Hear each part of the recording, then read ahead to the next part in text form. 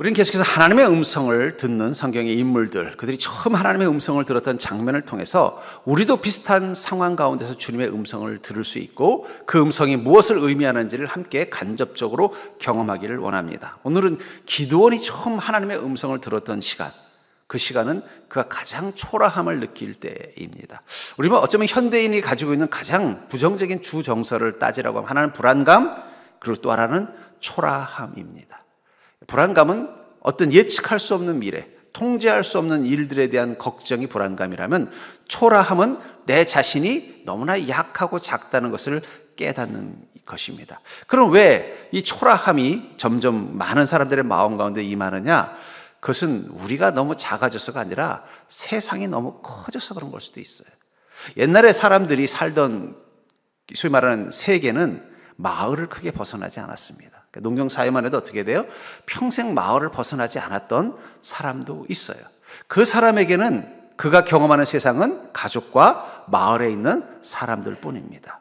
근데 어느 순간 도시화가 되고 세계화가 되고 이제는 우주화까지 지향하면서 우리는 어떻게 돼요? 이제는 이 마을 바깥에서 이 국가나 도시라는 그곳에서 경험되는 사람들을 만나기도 하고 또는 그들의 세계를 우리가 관심을 갖기도 해요. 옛날에 사람들의 관심은 마을에, 그러니까 빨래터에서 모여서 이야기하면 무슨 얘기했을까요? 아, 이번에 개똥이네 집 송아지가 태어났다던데 이런 얘기 했어요. 근데 요즘은 빨래터에서 아주머니도, 빨래터가 아니죠, 요즘 목욕탕에서 아주머니도 무슨 얘기합니까? 정치 얘기하고 있습니다. 스케일이 커진 거예요. 그만큼 큰 집단을 경험하는 개인은 초라하게 느낄 수밖에 없어요. 여러분들이 제 옆에 서 있으면 내가 키가 작구나 이런 거 느끼는 사람 별로 없을 거예요. 그렇죠? 근데 서장훈 씨 옆에 있으면 어떻게 되겠어요? 아, 내가 작구나 느껴지는 것처럼 어쩌면 현대인들의 초라함 속에는 자신의 약함도 있지만 뭐예요? 자신이 혼자 몸으로 상대되는 세상이 너무 커진 거인이 되어버렸기 때문에 상대적으로 내 자신이 작게 느껴지는 것도 있습니다. 그렇다면 이 초라함이 우리에게 주는 부작용이 있어요. 뭐냐면 초라함을 느끼면 자존감이 떨어져요. 옛날에는 우리나라 사장님들은요, 누구랑 비교했어요? 아, 옆에 있는 회사랑 비교하면 살았어요. 근데 요즘은 세계화되니까 어떻게 돼요? 저 미국에 있는 대기업하고 살아야 되고 저 중국에 있는 대기업하고 싸워야 되니까 얼마나 힘이 든지 몰라요. 그런 것처럼 자존감이 떨어진다는 것. 또 하나는 부정적이 됩니다. 수동적이고 공격적인 가치 생각을 갖게 돼요. 왜냐하면 자기가 자꾸 초라해지니까 어떻게 돼요? 이 초라함이 주는 열등감을 스스로에게는 자학, 난 이거밖에 안 돼 하는 자학이 되거나 혹은 남에게 투사가 되면 어떻게 돼요? 그 사람에 대해서 비난하고 비판하는 공격성이 되는 것입니다. 오늘 본문에도 기드온도 그렇게 하죠. 하나님께서 기드온에게 나타날 때 이렇게 말하지 않습니까? 기드온이 그에게 대답하되 오 나의 주여 여호와께서 우리와 함께 계시면 어찌하여 이 모든 일이 우리에게 일어났나이까? 또 우리 조상들이 일찍이 우리에게 이르기를 여호와께서 우리를 애굽에서 올라오게 하신 것이 아니냐 한 그 모든 이적이 어디 있나이까? 이제 여호와께서 우리를 버리사 미디안인의 손에 우리를 넘겨주셨나이다.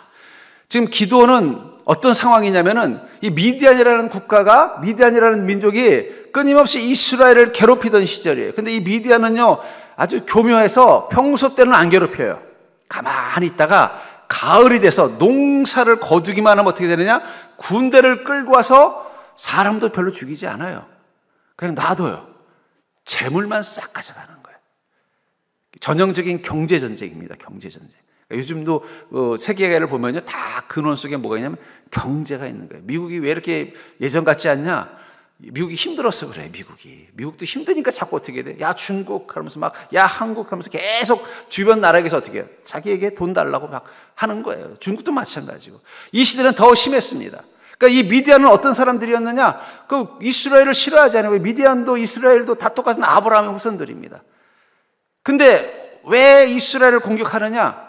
이스라엘 땅이 농사가 너무 잘 되는 거예요. 하나님께서 그 가나안 땅에 복을 줘서 어떻게 돼요? 이스라엘 민족이 곡식을 키우면 곡식이 잘 자라는 거예요. 하지만 자기들은 그런 능력이 없으니까 어떻게 돼요?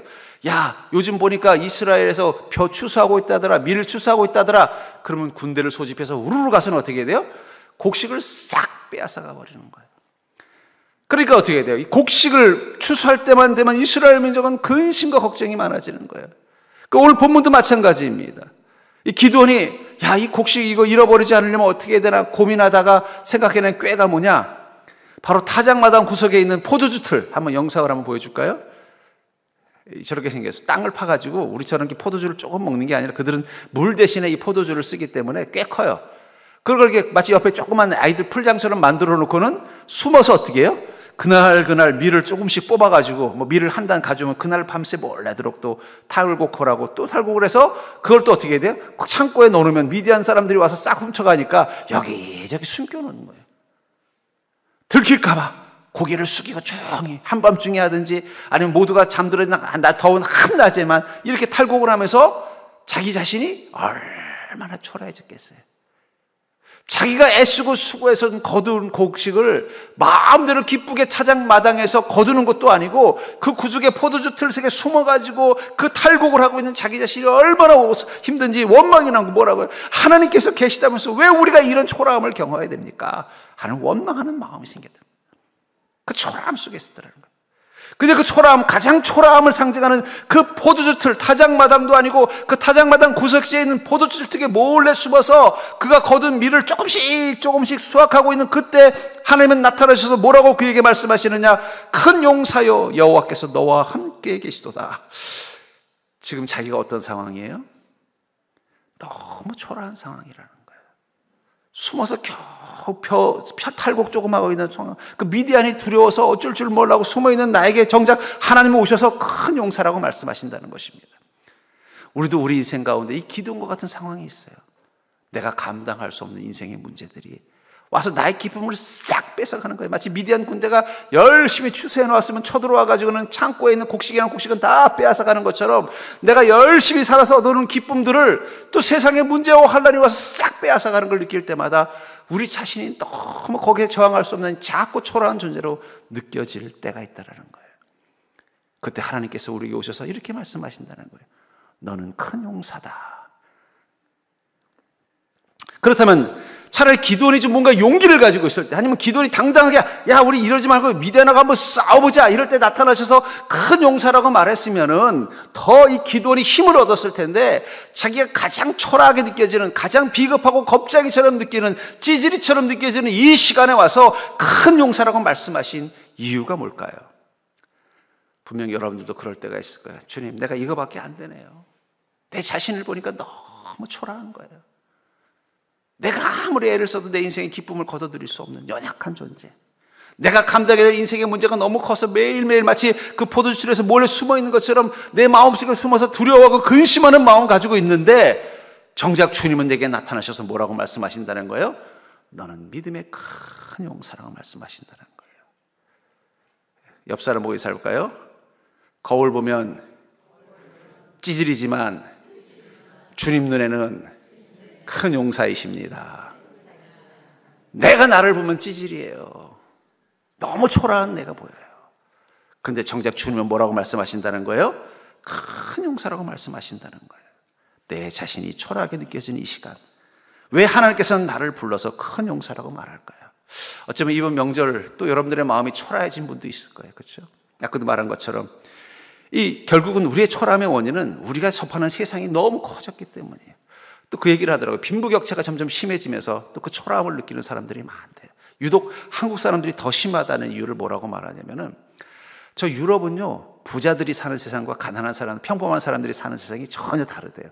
그러니까 아예 태어날 때부터 상류층 귀족 집안으로 태어나서 풍성에 사는 사람들, 그 사람들은 그들만의 세계가 있고, 보통 서민들이 사는 세계는 완전히 분리되어 있기 때문에 주변에서 그런 부자들을 볼 일이 없다라는 거예요.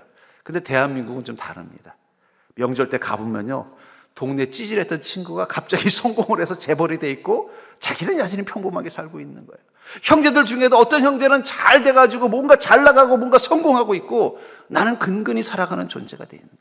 눈앞에서 뭘 보는 거예요? 나보다 큰 자를 보는 거예요. 그게 어쩌면 한국 사람들이 더 유난히 초라함을 강하게 느끼는 이유 중에 하나일 수도 있을 거예요.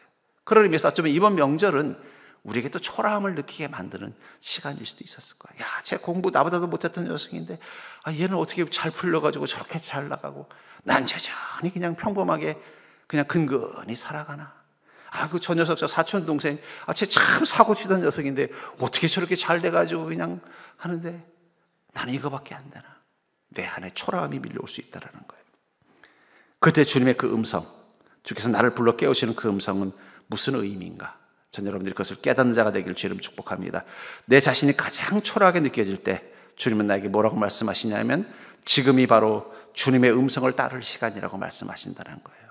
너 자신이 초라하다고 느껴지는 이 시간, 지금이야말로 주님의 음성을 따를 시간이라고 말씀하신다는 것입니다. 15절과 16절을 보면 그러나 기드온이 그에게 대답하되 오 주여 내가 무엇으로 이스라엘을 구원하리이까? 보소서 나의 집은 므낫세 중에 극히 약하고 나는 내 아버지 집에서 가장 작은 자니이다 하니 여호와께서 그에게 이르시되 내가 반드시 너와 함께하리니 내가 미디안 사람 치기를 한 사람을 치듯 하리라 하시니라. 하나님께서는 이 기드온에게 나타나셔서 뭐라고 해요? 큰 용사여 내가 너와 함께함으로 너는 가서 미디안과 싸워 이겨라. 그랬더니 이 기드온은 뭐라고 해요? 아이고 하나님 그게 가능합니까? 나는 너무나 작은 자라는 거예요. 내가 무엇으로 이스라엘 구원하겠습니까? 그러면서 뭐라고 하냐? 보소서 나의 집은 므낫세 중에 극히 약하고, 자기 집안, 므낫세 집안 가문 중에서도 제일 작은 집안이라는 거예요. 또 내 아버지 집에서 가장 작은 자니이다. 아마 기드온이 아마 막내쯤 되는 별 볼 일 없는, 또 형제 중에서도 별 볼 일 없는 존재라고 말하고 있다는 거예요. 아까도 말한 것처럼 초라함이라는 것은 자기 자신이 작게 느껴지는 순간이에요. 그게 초라함이에요. 그렇죠? 근데 중요한 건 누구 앞에서 작게 느껴지냐가 중요한 거예요. 기드온의 초라함은 누구 앞에 섰을 때 작게 느껴지는 거예요? 멀리는 미디안 사람들이고 가깝게는요 므낫세 가문이고, 야 나는 므낫세 우리 치면 저로 치면 윤씨 집안 중에서도 나는 별 볼 일 없네. 더 가깝게는요 우리 형제 중에서도 나는 별 볼 일 없다라는 거예요. 지금 기도는 그 얘기하는 거예요. 나는 멀리는 미디안 사람들을 보면 우리 너무 초라한 이스라엘 민족이고, 우리 므낫세 가문 중에 보면 우리 집안은 제일 초라한 별 볼 일 없는 집안이고, 우리 집안 사람들 중에서도 나는 제일 별 볼 일 없는 존재라고 말하고 있다는 거예요. 누구 앞에서 작게 느껴지는 거예요? 자기 인생의 문제 앞에서 작게 느껴지는 거예요. 근데 여기서 중요한 게 있어요. 지금 기드온은 누구 앞에 있는 겁니까? 자기 아버지 앞에 있는 거예요? 므낫세 문중 사람들 앞에 있는 거예요? 미디안 군대 앞에 있는 거예요? 하나님 앞에 있는 것입니다. 여러분들, 우리가 가장 초라하게 느껴질 때 하나님의 음성이 들린다는 건 우리가 누구 앞에 있다는 걸 의미하는 거예요? 하나님 앞에 있다는 거예요. 하나님 앞에서 뭐라고 말씀하시는 거예요? 여호와께서 그에게 이르시되 내가 반드시 너와 함께 할 것이다. 야 기드온, 너 왜 이렇게 초라해 하니? 넌 지금 내 앞에 있어. 이 세상에 그 어떤 것도 나보다 클 수 없는 그 크고 위대하신 하나님 앞에 있는데 왜 이렇게 초라하니? 내가 반드시 너와 함께 하는데. 저는 이 문장에 이 말씀이 절절히 와닿는 사건이 있습니다.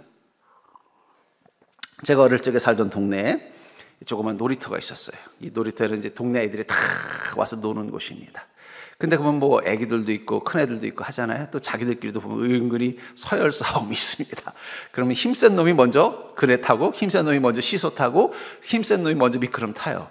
근데 그 골목에 꼬맹이가 있었어요. 나이에 비했으면 왜소하고 약간 좀 병색이 있는 애가 있어요. 그 애가 놀이터에서 놀면은요 아무도 걔를 건드리지 않아요. 걔가 미끄럼 탄다 그러면 양보해주고, 또 이 썰매 그네 탄다 그러면 양보해주고, 시소 탄다 그러면 양보를 해줘요.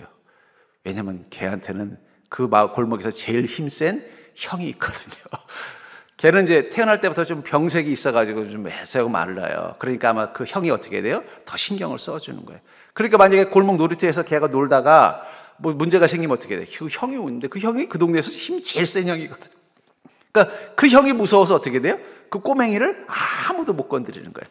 근데 그 동네에 신입이 들어왔어요. 꼬마이가 다 와서 놀이터에 보니까 자기가 타고 싶은 미끄럼틀도 있고 그네도 있는 거예요. 와서 또 나름대로 내가 그래도 좀 힘이 있다는 걸 보여주려고 보니까는 그 꼬마이가 제일 약해 보이니까 가가지고 야 비켜! 이거 내가 탈 거야! 그렇게 얘를 밀쳐버리고 지가 탁 탄 거예요. 그러니까 얘는 약한 애니까 어떻게 해야 돼요? 아! 울면서 자기 집으로 가는 거예요. 남아있던 우리들은 속으로 그랬어요. 넌 이제 죽었다. 아니나 다를까 조금 있으니까 누가 와요? 그 형이 씩씩거리면서 누구야? 그 순간 그 신입이 그냥 얼굴이 파랗게 된 거예요. 엄청나게 혼났어. 한 대 맞고 너 다시는 내 동생 건드리지 마. 그랬더니 예. 다음 날 됐어요. 또 그 꼬맹이도 맞고 그 신입도 왔어요. 어떻게 됐을까요? 아무도 이제 그 꼬맹이를 못 건드립니다. 왜 그렇습니까? 걔가 힘이 있어서 그런 게 아니에요. 걔 뒤에 누가 있어요? 이 골목에서 제일 힘센 형이 있기 때문에 아무도 그 꼬맹이를 못 건드리는 거예요. 우리는 지금 누구 앞에 있는 자입니까? 미디안 앞에? 므낫세 가문들 앞에? 나보다 우리 집안보다 잘 나가는 집안들 앞에? 형제들 앞에? 나보다 더 잘 나가는 형제들 앞에? 아닙니다. 우리는 하나님 앞에 있는 자라는 거예요. 초라함이라는 것은 우리가 문제라는 거인 앞에 있다고 느껴질 때 느껴지는 것입니다. 근데 그 순간 우리의 믿음의 시선을 돌리십시오. 나는 내 인생의 미디안 앞에 있는 것이 아니라 나와 함께 하시려는 하나님과 함께 있는 자라는 그 믿음의 시선을 돌리면 어떻게 돼요? 그때부터 우린 초라함이 사라지는 거예요. 그 꼬마 아이는 형님이 없어도 당당하게 그 놀이터에서 자기가 놀고 싶은 대로 실컷 놀아요. 왜냐하면 자기 자신이 믿기 때문이에요. 자기보다 힘세고 등치 큰 동네 형들이 아니라 자기를 지켜주는 이 동네 일장 큰형이 자기 뒤에 있다는 걸 믿기 때문인 것입니다. 전 그러면서 여러분들, 우리가 가장 초라해질 때 하나님의 음성이 들린다는 건, 너는 이제 너를 초라하게 만드는 세상을 보지 말고 너와 반드시 함께 하려는 나를 보라는 주님의 음성인 줄 믿으시기 바랍니다. 그러니까 초라할 때 주님을 바라봐야 우리가 그 초라함을 극복할 수 있는 것입니다. 또 주님께서 내 자신이 가장 초라하게 느껴질 때 나를 불러 깨우시는 이유는 바로 지금이 바로 하나님의 보내심을 받을 시간이기 때문이라고 말씀하신다는 거예요. 너는 지금 나의 보냄을 받아야 될 시간이라고 말씀하신다는 것입니다. 본문 14절을 보시면 여호와께서 그를 향하여 이르시되 너는 가서 너희의 힘으로 이스라엘을 미디안 손에서 구원하라. 내가 너를 보낸 것이 아니냐 하시니, 주님께서는 이 기드온에게 뭐라고 말하고 있어요? 너의 힘으로 이스라엘을 미디안 손에서 구원하라. 내 힘으로가 아니라 너의 힘, 기드온의 힘으로 보내라고 말하는 것입니다. 근데 어떨 때요? 그 가장 힘없다고 느껴질 때라는 거예요. 근데 주님께서는 왜 그에게 너의 힘이라고 말했을까요? 믿는 자에게는 자신의 힘으로 자기 삶을 사는 게 아니라 하나님의 힘 대신 하나님의 힘으로 사는 자이기 때문입니다. 그래서 뭐라고 말해요? 내가 너를 보낸 것이 아니냐. 여러분, 믿음의 여정이 뭘까요? 우리가 믿음으로 산다는 것은 가는 것이 아닙니다. 우리 인생을 살아러 가는 것이 아니라 하나님의 보냄을 받은 것이라는 사실을 기억하시기 바랍니다. 제가 어릴 적에는요, 요즘처럼 카드가 있는 시절이 아니잖아요. 그러면 동네 골목에 있는 이 슈퍼에는요, 외상장부라는 게 있습니다. 그래서 어머님이나 아버님이 아이들 심부름 시킬 때 뭐라 그래요? 야, 그 아빠가 보냈다 그래라, 엄마가 보냈다 그래라. 그러면요, 그 심부름 들고 가는 거예요. 가서 엄마가, 야, 너 가서 두부 좀 사와. 그럼 가서, 아줌마 두부 있어요? 그럼, 있어. 뭐 줄까? 이거 주세요. 그래. 그러면서 엄마가 보냈어요. 그러면 어떻게, 알았다? 하면 그냥 나는 두부만 가지고 오면 되는 거예요. 왜요? 이 슈퍼 아주머니는 아는 거예요. 뭘요? 얘가 이 두부를 사러 온 건 그의 엄마가 보낸 거고, 엄마가 보냈다는 것은 이 두부 값을 누가 지불한다는 거예요? 엄마가 지불할 거라는 걸 알기 때문에 옆에다가 종기네 엄마 두부 한 모 이렇게 써놓으면 끝나는 거예요. 그럼 나중에 어떻게 해야 돼요? 저희 엄마가 와서 계산을 하는 거예요. 그거 신기하더라고요. 근데 한 번은 학교 갔다 오는데 돈이 없는데 새로 나온 과자가 그렇게 먹고 싶은 거예요. 약간 불량식품 과자. 먹고 싶은 생각이 들어서 저도 모르게 탁 들어가서 꺼내고는, 아줌마 이거 엄마가 보내서 왔어요. 그랬더니 아줌마가 웃으면, 너 거짓말하지 마. 니네 엄마가 너 이거 사줄 엄마가 아닌데 이걸 왜 가져가? 너 거짓말했지? 너 엄마한테 이런다? 그 바람에 제가 혼나가지고 죄송하다고 그러고 나오면서, 아니 왜 안 됐지? 어릴 때니까. 그때 깨달았습니다. 여러분들, 우리의 힘은 하나님이 보내셔야 힘이 생기는 거예요.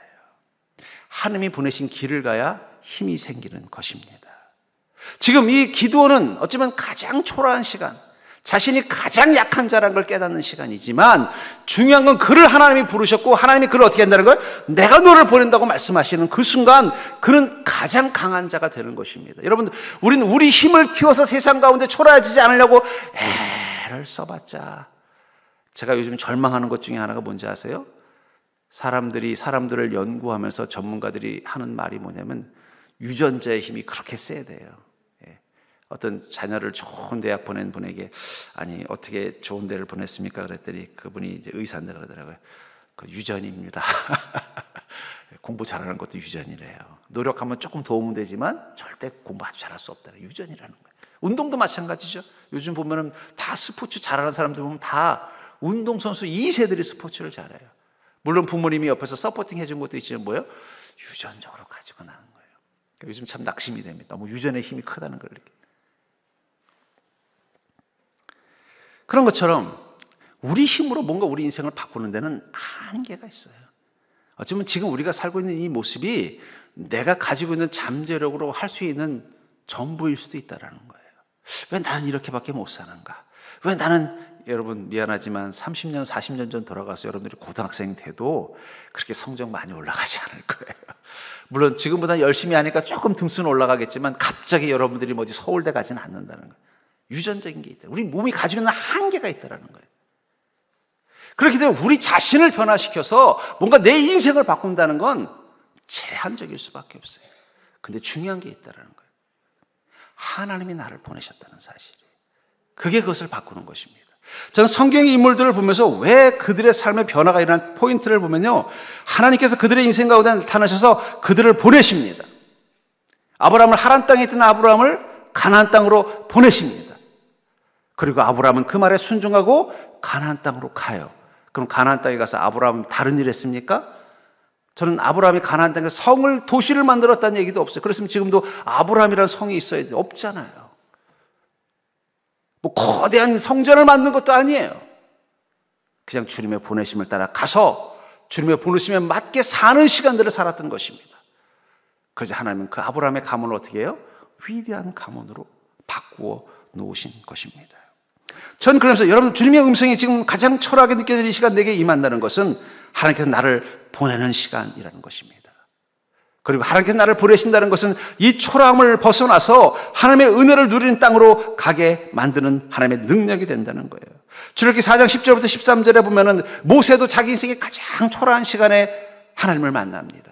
실패자로 40년간 광야에 숨어 살던 그에게 하나님께서 나타나셔서 너는 애굽으로 가서 이스라엘 민족을 구원하는 자가 되라고 말합니다. 그때 모세가 자신이 그렇게 할 수 없는 이유를 이렇게 말하고 있어요. 출애굽기 4장 10절에 모세가 여호와께 여짜오 아르되 오 주여 나는 본래 말을 잘 하지 못하는 자니이다. 주께서 주의 종에게 명령하신 후에도 역시 그러하니 나는 입이 뻣뻣하고 혀가 둔한 자니이다. 여호와께서 그에게 이르시되 누가 사람의 입을 지었느냐? 누가 말 못하는 자나 못 듣는 자나 눈 밝은 자나 맹인이 되게 하였느냐? 나 여호와가 아니냐? 이제 가라. 내가 내 입과 함께 있어서 할 말을 가르치리라. 모세가 이르되 오 주여 보낼 만한 자를 보내소서.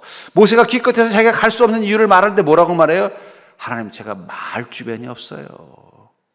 이 말 주변 없는 이 말 가지고 제가 어떻게 이 바로를 설득하고 어떻게 이스라엘 민족을 설득하겠습니까? 전 못합니다. 그랬더니 뭐라고 말씀하셨어요? 내가 내 입과 함께 있어 할 말을 가르치겠다. 너는 네 입으로 말하는 게 아니라 너의 생각으로 말하는 게 아니라 내가 너의 입이 되어주고 내가 너의 생각이 되어줄 테니 그대로만 하고 가면 된다고 말하는 거예요. 그런데도 모세는 뭐라고 말해요? 오 주여 보낼 만한 자를 보내소서. 만약에 모세가 계속 고집을 부리면서 아이고 주님 저는 못 갑니다 했으면 어떻게 됐을까요? 하나님은 모세가 아니라 다른 일을 통해서 이스라엘 민족을 구원했을 것입니다. 모세가 그 일을 할 수 있는 가장 능력 있는 자여서가 아니라 하나님이 그를 불쌍히 여기시고 하나님께서 그를 세우셨기 때문에 그가 위대한 인생을 사는 거예요. 기드온도 마찬가지라는 거예요. 기드온에게 무한한 잠재력이 있어서가 아니라 그를 하나님이 불쌍히 여기시고 그를 보내서 그를 통해서 위대한 용사가 어떻게 되는지를 보여주려고 그를 택한 것입니다. 그것을 위해서 우리에게 필요한 마음의 자세는 뭐예요? 내가 주님께 보냄을 받은 자라는 사실을 깨닫고 사는 거예요. 여러분들 지난 한 주간 어떤 마음 가지고 사셨습니까?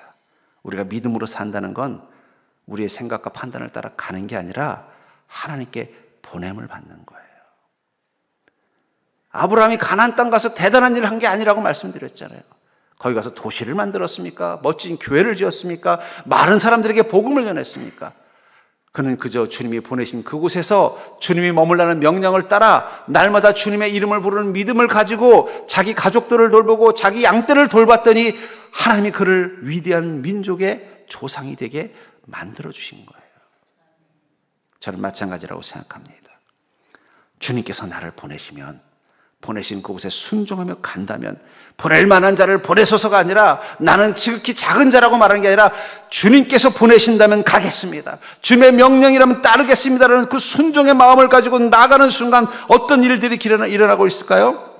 이사야서 43장 19절에 보니까 보라 내가 새 일을 행하리니 이제 나타낼 것이라 너희가 그것을 알지 못하겠느냐 반드시 내가 광야의 길을 사막의 강을 내리니. 여러분들, 우리가 아무리 작고 초라한 인생일지라도 주님이 나를 만나주시고 나를 큰 용사라고 말씀하시고 내가 보내는 곳으로 가라는 명령 앞에 순종하는 믿음으로 나아가는 순간 여러분들은 여러분들이 가는 그 길에서 하나님이 길을 만드시고 강을 만드시는 것을 보게 될 줄 믿습니다. 그것이 사막이어도 상관없다니까요. 나를 더 초라하고 나를 더 약한 자로 만드는 광야에도 상관없다니까요. 왜냐하면 그 광야에도 주님이 나를 보내서 갔다면 그 광야에 주님께서는 강을 만드실 것이기 때문입니다. 그 사막에 주님께서 보내신 곳이라면 그 사막에 주님이 길을 만드실 것이기 때문이에요. 내가 만드는 게 아니에요. 나를 보낸 이가 만드는 것입니다. 우리가 가장 초라할 때 주님의 음성이 들린다는 건 하나님 나를 내 인생의 광야에 길을 만들게 하시기 위해서, 내 인생의 사막에 강을 만들게 하시기 위해서 보내시는 것이구나. 주님 붙잡고 나가는 믿음으로 순종하며 살아가는 것, 전 그게 바로 주님의 보내심을 경험하는 거라고 믿습니다. 그러니까 여러분들 한 주를 또 살면서 어떻게 해요? 내가 왜 여기 있지가 아니라 주님이 보내셔서 왔지. 옆 사람 보면서 할까요? 당신이 여기 계신 것은 주님이 보내셔서 온 것입니다. 예. 여러분들 의지로 왔으면 100원짜리 라면땅 하나도 못 구하지만 하나님 아버지가 보내셨으면요 100만 원짜리 전자제품도 그냥 보내서 왔어요 하면 해결되는 거예요. 그게 바로 권능이라는 것입니다. 전 여러분들이 어디에 머물든 무엇을 하든 내가 이곳에 있는 것은 하나님의 보내심을 따라 왔음을 믿는 믿음, 또 그 확신, 그리고 주님이 보내신 곳으로 가겠다는 결단의 마음을 가지고 여러분의 삶에 머무는 자가 될 수 있기를 주님을 축복합니다. 그러면 그것이 사막이라도 강이 되고 그것이 광야라도 길이 된다는 거예요. 하나님이 보내실 때 가능하다는 것입니다.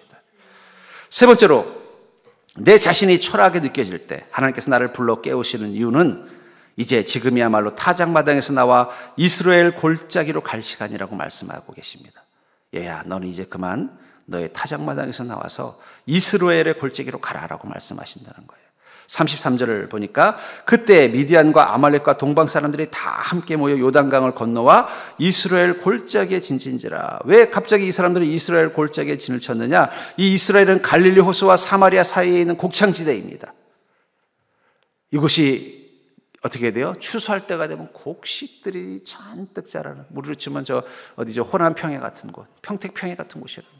그럼 이제 어떤 일이 일어나겠어요? 농부들이 그 곡식을 다 패면은 미디안이 혼자만 온 게 아니라 또 누구를 데리고 왔다고 말하고 있어요? 아말렉과 동방. 소문난 거야. 야, 그 이스라엘 호구라더라.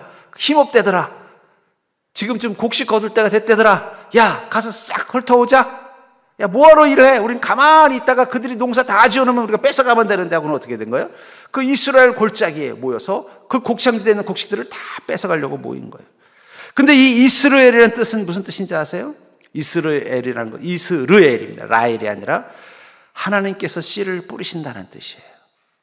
그 땅에 자라는 열매들은 누가 뿌리셨다는 거예요? 하나님께서 뿌리셨다는 거예요. 하나님께서 뿌리시고 하나님께서 돌보시고 하나님께서 기뻐하시는 열매를 얻는 곳이 이스르엘이라는 뜻을 가지고 있습니다.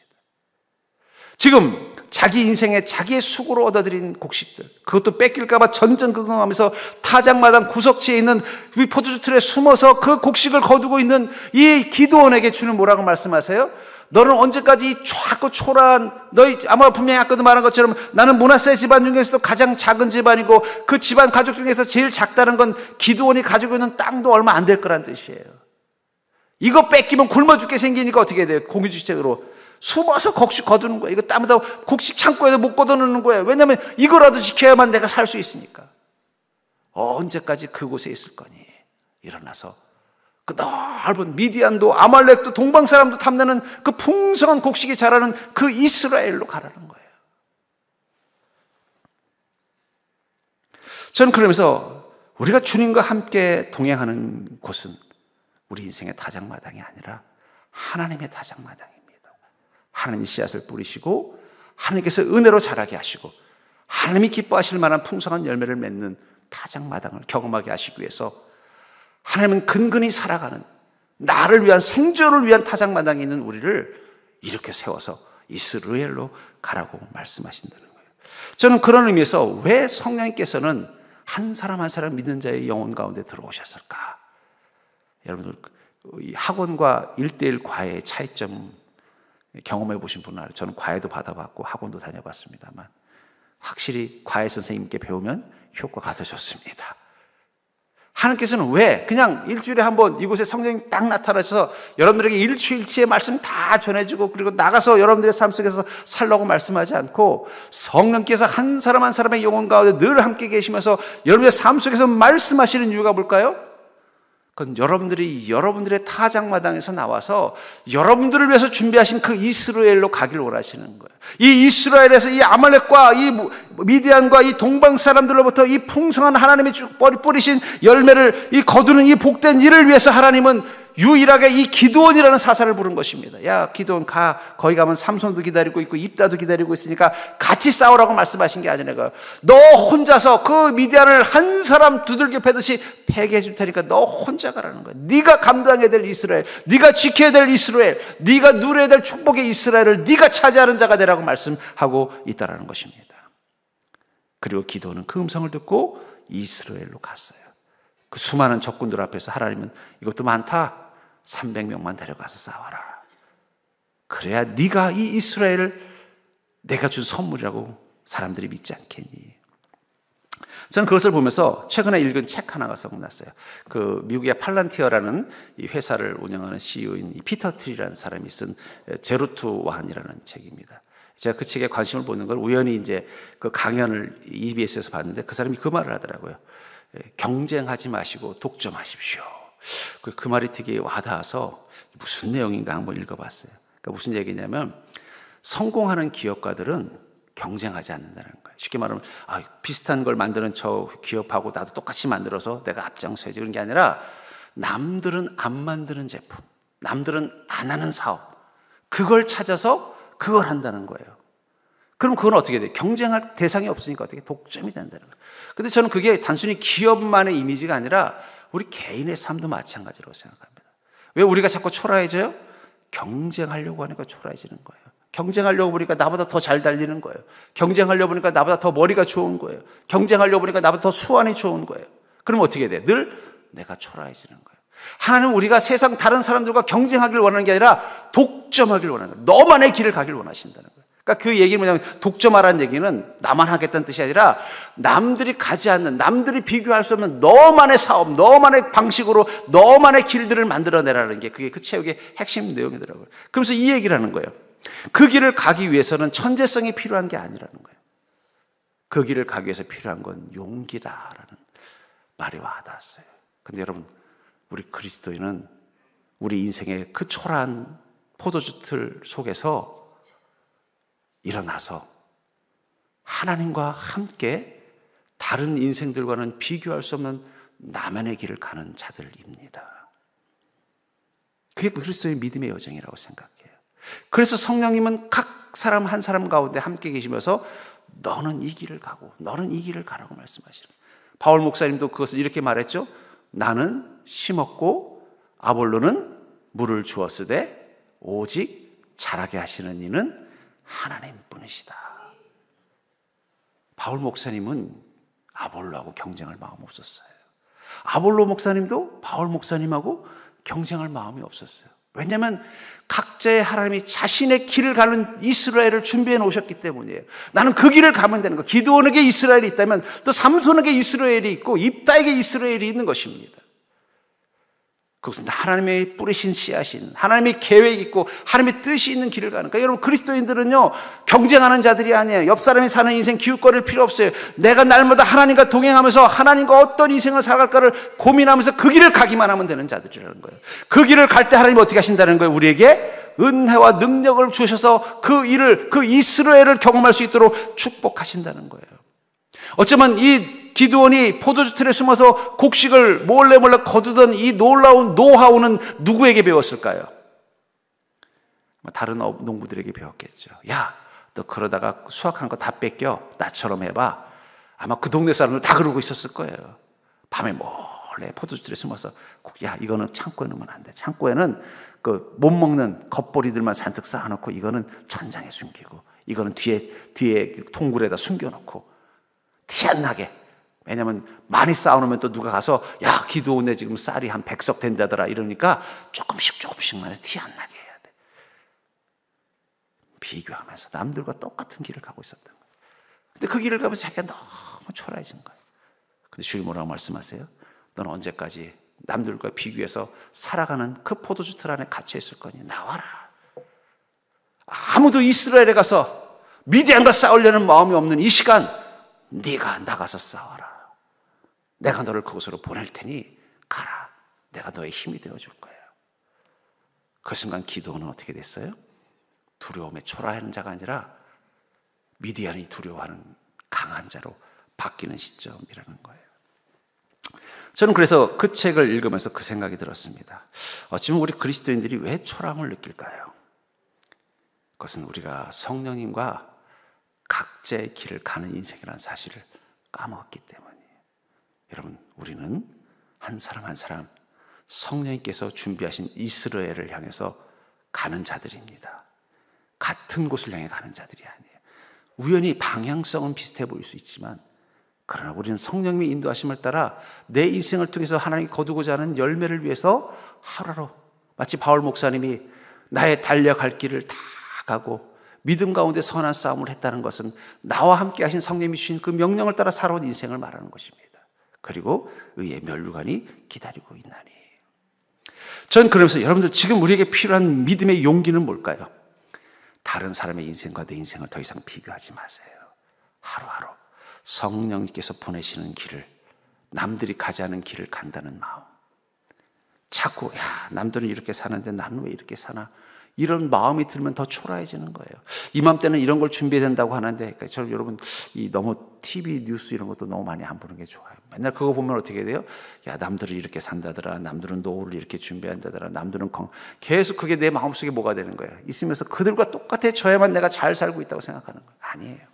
우리는 주님께서 우리 삶을 위해 준비하신 그 길을 향해서 주님과만 둘이서 가는 것입니다. 그것을 위해서 우리에게 필요한 것은 믿음의 용기예요. 주님이 보내셨다면, 주님이 가라고 하신다면 광야도 가겠습니다. 사막도 가겠습니다. 그 광야를 주님께서 길로 만드실 것을 믿습니다. 그 사막을 강으로 만드실 줄 믿습니다. 그 순간 우리는 초라한 포도주 틀이 아니라 하나님의 곡창지대로 우리의 삶을 옮기시는 것을 보게 되는 줄 믿으시기 바랍니다. 전 그러면서 그리스도인은 기적을 꿈꾸는 자가 되어야 돼요. 저도 가만히 제 인생을 보면서 참 제 인생 가운데 하나님 행하신 놀라운 기적들이 결국은 제가 이 자리에 서는 이 모습이 되도록 만들어 주신 것입니다. 근데 그 기적이 이루어지고 그 기적을 꿈꿀 수 있었던 시간의 공통점이 뭐냐? 그것은 내 타작마당에서 이루어지는 게 아니라는 거예요. 나는 작은 자입니다. 보낼 만한 자를 보내십시오. 나는 그저 아무것도 아닙니다. 나는 그냥 남들처럼 사는 게, 남들처럼 세상처럼 세상이 가르쳐준 정답을 따라 살아가는 게 저는 인생입니다. 저는 주님 말씀대로 살아갈 능력이 없습니다. 이렇게 말하는 마음의 타작마당에 있는 한은 기적은 일어나지 않아요. 그런데 주님께서 큰 용사라고 말씀하셨으니 이제는 찌질이가 아니라 큰 용사로 살겠습니다. 주님께서 내가 너를 보낸다고 말씀하셨으니 내가 머물고 싶은 곳이 아니라 주님이 보내시는 곳으로 가겠습니다. 주님께서 나로 하여금 그 이스라엘에서 미디안과 싸우라 하셨사오니 그곳에서 그 이스라엘 하나님이 나에게 허락하신 그 축복의 타작마당을 제가 소유하는 자가 되겠습니다. 이 결단을 가지고 나아갈 때 그때부터 기적이 일어납니다. 여러분, 그리스도인의 인생이 기적 없으면 세상 사람들하고 경쟁해서 이길 게 아무것도 없어요. 근데 그 기적은 내 마음의 타작마당에서 나올 때부터 이루어지는 거예요. 전 그러면서 여러분들이 이제 용기를 내서 자기 마음의 타작마당에서 나와서 하나님의 타작마당인 그 이스라엘로 나아가는 믿음이 있기를 주의 이름으로 간절히 축원합니다.